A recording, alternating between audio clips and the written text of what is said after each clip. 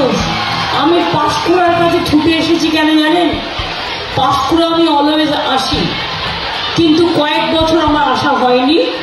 তার কারণ আমার একটা ফেভারিট ছেলেকে ওই গদ্দারটা জেলে রেখে দিয়েছে, সেই জন্য আমার আসা হয়নি। বাট আমি ওকে বের করবই। এই এলাকাগুলো দখল করার জন্য অনেক চেষ্টা করেছে।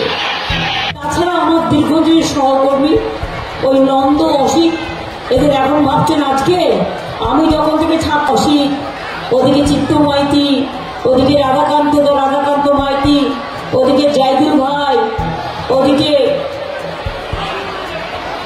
অজিত মাইতি,